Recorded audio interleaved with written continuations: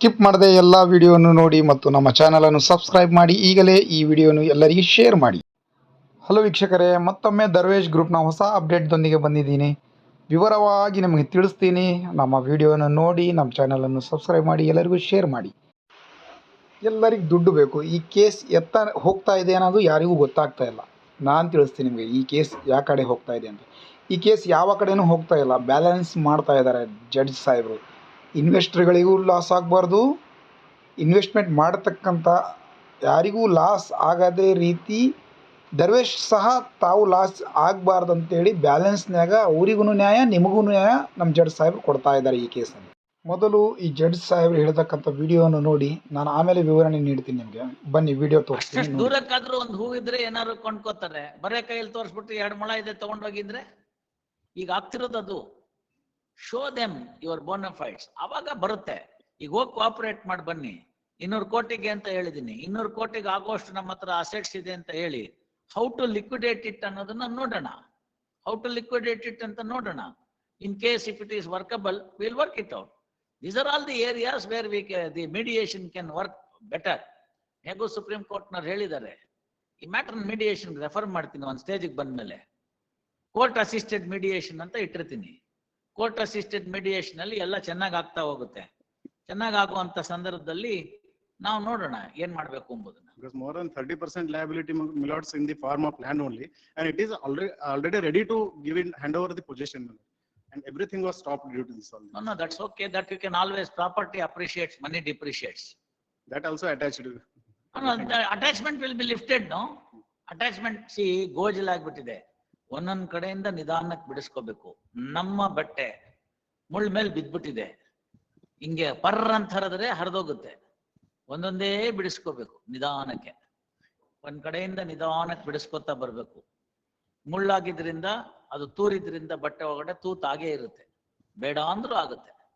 ನಿಧಾನಕ್ಕೆ ಒಂದೊಂದೇ ಬಿಡಿಸ್ಕೊಂಡು ಉಪಾಯವಾಗಿ ಅದನ್ನ ಹೊರಗೆ ತೆಕ್ಕೊಂಡು 4 ಸತಿ ಒಗೆದು ಬಿಟ್ರೆ ಆ ತೂತ್ ಮುಚ್ಚೋಗುತ್ತೆ. ಅರ್ಥ ಆಯ್ತಲ್ಲ? ಪರ್ರ ಅಂತ ಎಳೆದು ಬಿಟ್ರೆ ಹೋಯ್ತು, ಏನು ಮಾಡಕ್ ಬರೋದಿಲ್ಲ. C, it's not the question of 1 rupee or 100 rupees or 200 rupees or 2000 crores of rupees. It is the intention. Intention, maybe you are saying that I am the scapegoat of the circumstances anta.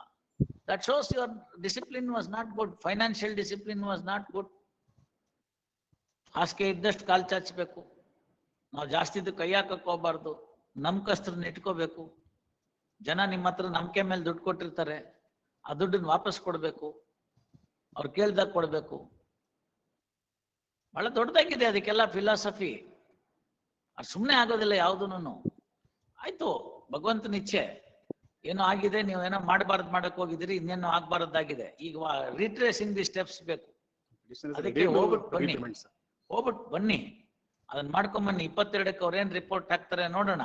ಒಂದಿನ ಹೆಚ್ಚು ಕಡಿಮೆ ಆದ್ರೆ ದಯಪಾಲಿಸಿ sir, ಸ್ವಲ್ಪ ಬರೋದ್ರಲ್ಲಿ ಹೋಗೋದ್ರಲ್ಲಿ. ಒಂದಿನ ಹೋಗಿ ಅಷ್ಟೇ. ನೀವು ಇಲ್ಲಿಂದನೇ ಹೋಗೋಕೆನೆ ಹಿಂದೆ ಮುಂದೆ ಮಾಡಕ್ ಹೋಗ್ಬೇಡಿ. ನಾಳೆ ಒಬ್ರು ಯಾರು ಹೋಗಿ ನಿಮ್ಮ ಹತ್ರ ಮಾತಾಡ್ಕೊಳ್ಳಿ. You will have time. Mister IO, you be ready by tomorrow 2:30. They will give some details. You find out what best could be worked out and whether that could be converted. And ಅದು ಬರುತ್ತೆ value ಇವತ್ತಿನ ದಿವಸ ಅಂತ ಮಾತಾಡಿದ್ರೆ, then seek necessary orders from me. Under my orders you can convert that and get into that money and then start paying the people. But I should have the assets worth 200 crores. Then only we will be in a position to do it. Otherwise ಸುಮ್ಮನೆ ಒಬ್ರು ಕೊಟ್ಟು ಒಬ್ರು ಬಿಡಕ್ಕಾಗತ್ತೆ. ಇವ್ರಿಗೆ ಅವ್ರು ಕೊಡ್ತೀನಿ ಅದೆಲ್ಲ ನಡೆಯೋದಿಲ್ಲ. ಆನೆ ಬಾರ ಆನೆಗೆ, ಇರುವೆ ಬಾರ ಇರುವೆಗೆ. ಪರ್ಸೆಂಟೇಜ್ ಪ್ರೋ ರೇಟ್ ಆಗಿ ಕೊಡ್ತೀವಿ. ನೀವ್ ಹೇಳಿದ್ರಲ್ಲ 3% ಅಂತ, ಅದು 25% ಆದ್ರೆ ಫಸ್ಟ್ ಆರ್ಡರ್ಸ್, ನೆಕ್ಸ್ಟ್ 25% ಇನ್ನೊಂದು ಆರ್ಡರ್ಸ್. ಅದನ್ನ ಆಮೇಲಿಂದ ಇನ್ ಬಾಕಿದಕ್ಕೆ ಪ್ರೂಫ್ ಮೇಲೆ, against the proof that they are going to give and whatever the amount that they have paid, ಅದನ್ನ ವರ್ಕೌಟ್ ಮಾಡಿ ಇಂಡಿವಿಜುವಲ್ ಕೇಸಸ್ ನ ತೀರ್ಮಾನ ಮಾಡಿ ಅವ್ರಿಗೆ ಎಷ್ಟು ಕೊಡ್ಬೇಕು ಅಂತೆಲ್ಲ ಮಾಡಿ till the last pie for all the investors paid. The criminal case will not be closed. After the payment of the money to all concerned, even who come little late, then only the criminal case would be compounded and it will be converted, it will be closed. ನೀವು ತಗೊಳ್ಳುವಾಗ each of the investor ಇಂದ ಒಂದು compounding ಒಂದು affidavit ನಾನು ಮಾಡಿಸ್ಕೊಡ್ತೀನಿ ಹೆಂಗಿರ್ಬೇಕು ಅಂತ, ಆ ತರ ತಗೊಂಡ್ಬಿಡಿ. ನನ್ ದುಡ್ಡು ಪೂರ್ತಿ ಬಂತು, ಅದರಿಂದ ನನ್ಗೆ ಅವ್ರ ಮೇಲೆ ಏನು ಕ್ರಿಮಿನಲ್ ಕೇಸಿಗೆ ಬೇಕಾಗಿಲ್ಲ, I am prepared to compound ಅಂತ ಒಂದು ಫಾರ್ಮ್ಯಾಟ್ ಪ್ರಿಪೇರ್ ಮಾಡಿ, ಆ ಫಾರ್ಮ್ಯಾಟ್ ಅಲ್ಲಿ ಸೈನ್ ದುಡ್ಡು ಕೊಡುವಾಗ ಅದನ್ನ ತಗೊಂಡು ಅಫಿಡವಿಟ್ ಮಾಡಿಸ್ಕೊಂಡು ಅದನ್ನ ಇಟ್ಕೊಳ್ಳಿ ರೆಕಾರ್ಡ್ ಮೇಲೆ, so that it will be over for all time to come. It's not one day's affair. ನಾನು ಎಲ್ಲ ಕನ್ಸಿನ್ ಕೂಸು ಇಲ್ಲ ಅಷ್ಟೇನೆ, it is there in here ಅಷ್ಟು how to settle, and it will be model for the entire nation. It will be model for entire nation. ನನಗೆ ಕೀರ್ತಿ ಇದು ಬರ್ದೇ ಇದ್ರು ಪರವಾಗಿಲ್ಲ, ಅಷ್ಟ್ ಜನಕ್ಕೆ ದುಡ್ಡು ಸಿಕ್ಕಿದ್ದು ಅವರು ತಿರ್ಗಾ ಹೇಳ್ತಾರ, ಅವರು ಏನೋ ನಮ್ಗೆ ಸಾಹೇಬರು ಒಳ್ಳೆಯವ್ರು ಬಂದ್ರು ದುಡ್ಡು ಕೊಡ್ಸಿದ್ರಪ್ಪ, ಅವ್ರು ಚೆನ್ನಾಗಿರ್ಲಿ ಅಂದ್ರೆ ಸಾಕು ನಮ್ಗೆ, ಇನ್ನೇನ್ ನಮಗ್ ಬೇಕಾಗಿಲ್ಲ. All right, 22nd at 2:30. End it up with the direction of this honorable court in good faith, my lords. We'll end it this in good faith with direction of this honorable court. Why not? ನಾವು ಅದನ್ನ ಮಾಡೋಣ, first ಮಾಡಿ ನೀವು. If it is necessary, then we shall see what should be done. So great.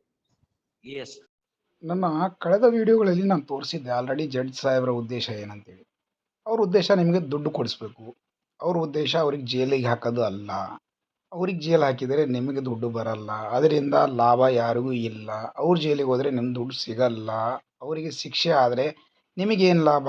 ಅದಕ್ಕೆ ಏನೋ ತಿಳಿದು ತಿಳಿಯಾರದು ಇಬ್ಬರೂ ತಪ್ಪು ಮಾಡಿದ್ದಾಗಿದೆ. ಈಗ ಜಡ್ಜ್ ಸಾಹೇಬರು ಯಾವ ರೀತಿ ಬ್ಯಾಲೆನ್ಸ್ ಮಾಡ್ತಾ ಇದ್ದಾರೆ ಅಂದರೆ, ಅವ್ರು ನಿಮ್ಮನ್ನ ದುಡ್ಡು ಕೊಡಿಸುವ ಪ್ರಯತ್ನದಲ್ಲಿ ಇದ್ದಾರೆ. ಈಗ ಅದಕ್ಕೋಸ್ಕರ ಈಗ 22ನೇ ತಾರೀಕಿಗೆ ಮತ್ತೆ ಅವರಿಗೆ ಅವಕಾಶ ಕೊಟ್ಟಿದ್ದಾರೆ. ಯಾವ ರೀತಿ ನೀವು ದುಡ್ಡು ಕೊಡ್ತೀವಿ, ಫಸ್ಟ್ 25% ಆದರೂ ಕೊಡ್ರಿ ನೀವು ಅಂತ ಹೇಳ್ತಾ ಇದ್ದಾರೆ. ಮತ್ತೊಂದು, ಅವ್ರು 5 ಲಕ್ಷದ ಒಳಗಡೆ ಇದ್ದವ್ರು ಕೊಡ್ತೀವಿ ಅಂತ ಹೇಳ್ತಾ ಇದ್ದಾರೆ.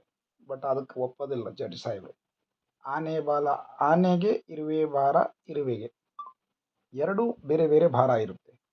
ಯಾರು ಅಜ್ಜ ಅವರಿಗೆ, ಅವ್ರು ದೊಡ್ಡ ಸಾಲ ತಂದು ಹಾಕಿದಾರೋ, ಮನೆ ಮಾರಿದಾರೋ, ಹೊಲ ಮಾರಿದಾರೋ ಗೊತ್ತಿಲ್ಲ. ಬಟ್ ಜಡ್ಜ್ ಸಾಹೇಬ್ ಉದ್ದೇಶ ಒಂದೇ, ದುಡ್ಡೇ, ಎಲ್ಲರ ದುಡ್ಡೇ. ಅದಕ್ಕೋಸ್ಕರ ಜಡ್ಜ್ ಸಾಹೇಬರು ಫಸ್ಟ್ ನೀವು ಹಂಚಕ್ಕೆ ಸ್ಟಾರ್ಟ್ ಮಾಡಿ, ಆಮೇಲೆ ನೋಡೋಣ, ಪರ್ಸಂಟೇಜ್ ವೈಸ್ ಮೇಲೆ ನೋಡೋಣ. ಫಸ್ಟ್ ಸ್ಟಾರ್ಟ್ ಮಾಡಿ ನೀವು, ಅದಾದ ನಂತರ ನೀವೇನು ಅನ್ಫ್ರೀಸ್ ಕೇಳ್ತಾ ಇದ್ದೀರಾ ಅವೆಲ್ಲ ನೋಡೋಣ. ಫಸ್ಟ್ ಸ್ಟಾರ್ಟೇ ಮಾಡಿಲ್ಲ ನೀವು ಅಂತ ಹೇಳ್ತಾ ಇದ್ದಾರೆ ಅವರಿಗೆ.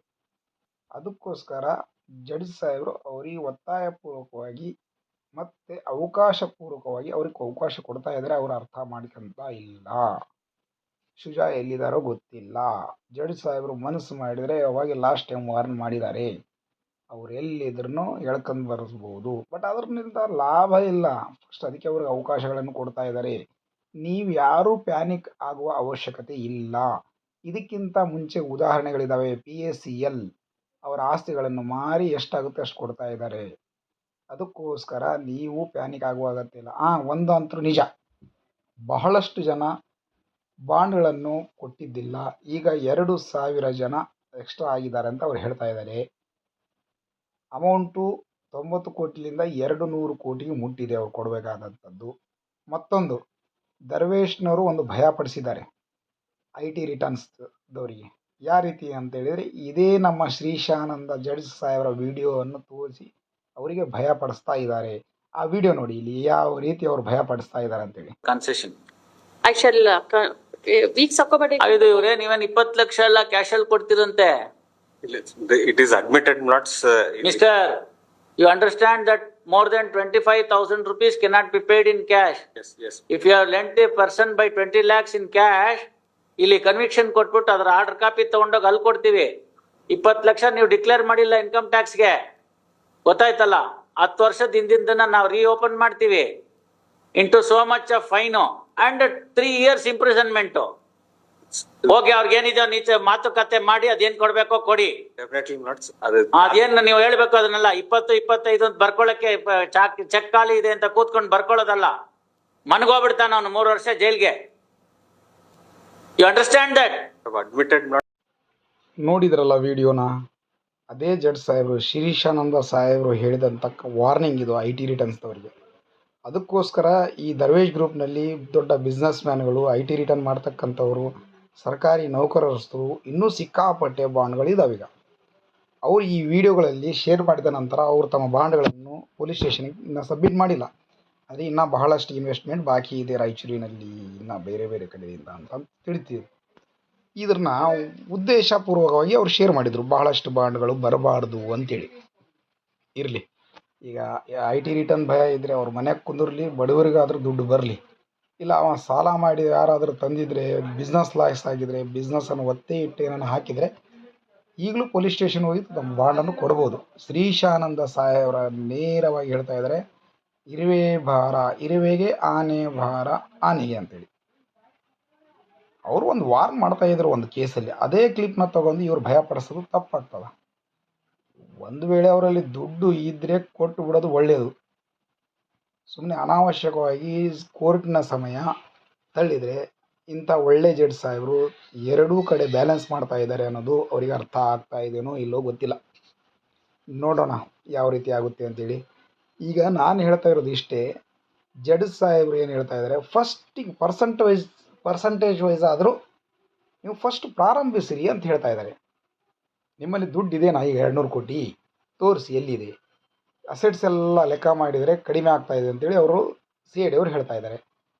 ಬಟ್ ಅದ್ರ ಪ್ರಕಾರ ದರ್ವೇಶ್ನವ್ರ ಪ್ರಕಾರ ಅದೆಲ್ಲ ಅಸೆಟ್ಸ್ ಪ್ರಕಾರ 90 ಕೋಟಿನೂ ಆಗ್ತಾಯಿದೆ. ಅಂದರೆ ಅದೇನು ಫಸ್ಟ್ ಲಿಸ್ಟ್ ಇತ್ತಲ್ಲ ಅಷ್ಟು ಜನಕ್ಕೆ ಕೊಡತಕ್ಕಂಥ ದುಡ್ಡು ಅವರಲ್ಲಿ ಇದೆ ಅನ್ನೋ ಮಾತನ್ನು ಅಸೆಟಲ್ಲಿ ಗೊತ್ತಾಗ್ತಾ ಇದೆ.